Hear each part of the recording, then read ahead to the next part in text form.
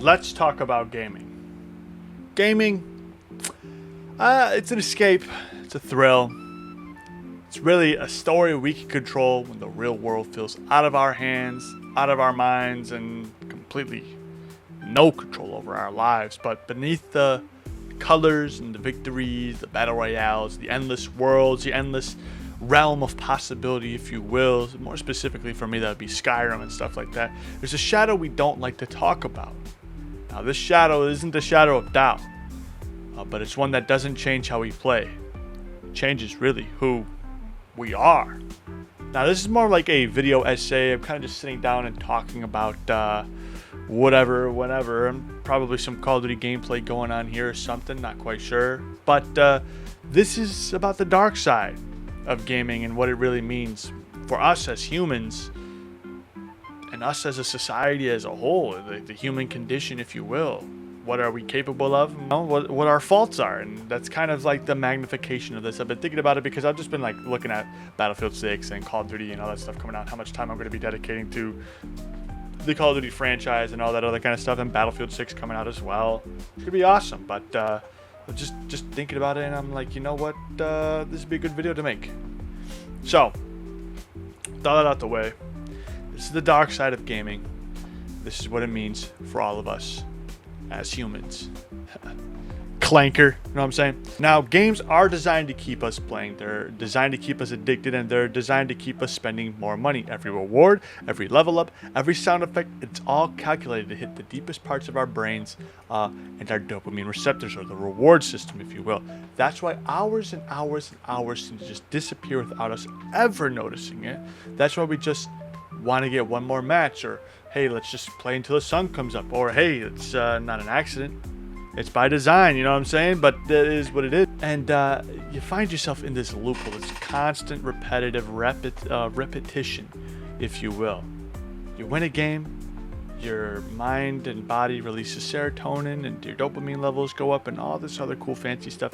If you lose, you want to get that release back. Now, it's very valuable to some and very invaluable to others.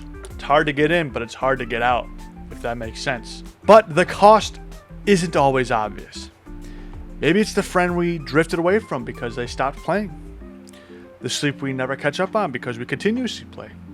The goals we have postponed because the next in-game achievement feels more urgent than any real-life ones.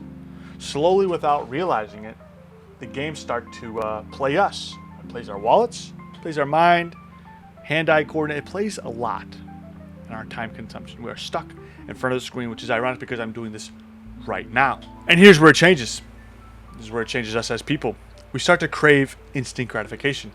We become less patient in real life because games give us rewards in minutes, not months, not years, maybe weeks time, but also in mere minutes. Toxic online behavior can numb our empathy. It can also create more toxicity within us. I know my vocabulary has been expanded upon in a very negative light with toxic online behavior. And the line between reality and entertainment blurs until we're not sure if we're living life or we're just grinding through life.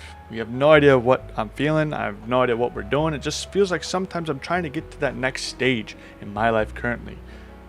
And I'm missing a lot by just wanting it to go by so I can get home and play a video game.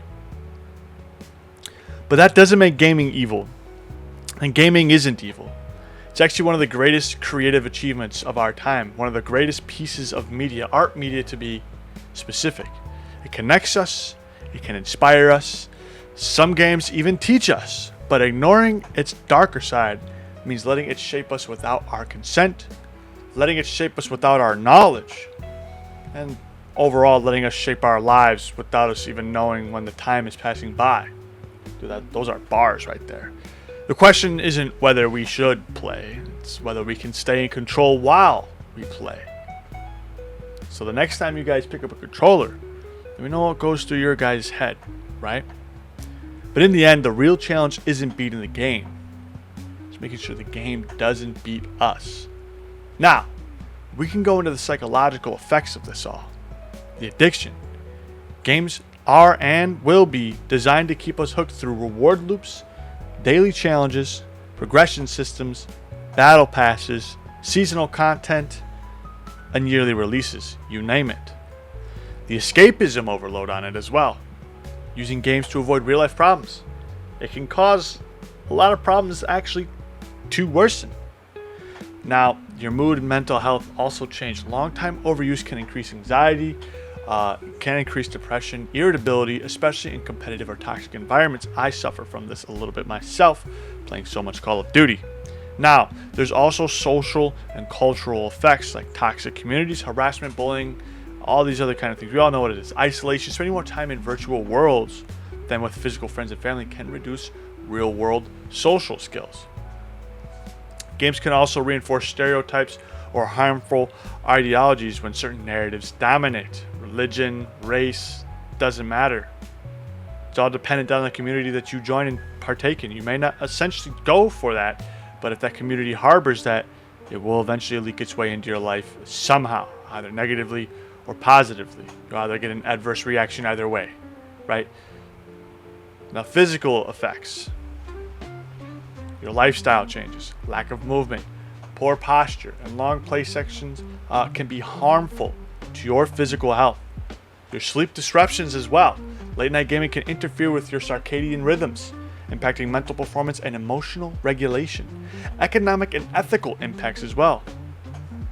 Your microtransactions, the gambling mechanics in the game, loot boxes, skins, this all can encourage gambling-like behavior.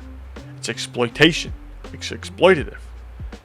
Now, crunch culture in the industry affects developers as well as like bankers and media, sports, news, outlets, anything.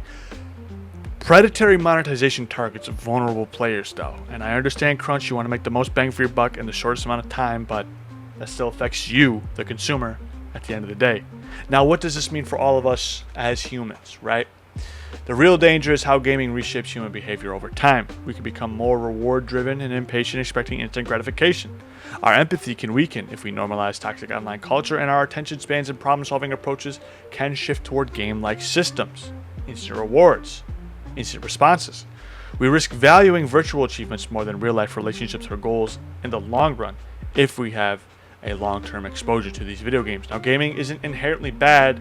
In fact, it actually has huge benefits when it is balanced, but we are focusing on the dark side. And that's what we're doing today. Let me know what you guys think in the comments section below. Am I absolutely full of it? Or did I absolutely cook with it? Let me know what you guys think. It's your boy Horizon. I'll see you on the next one. Subscribe if you're brand new. And I'm out of here.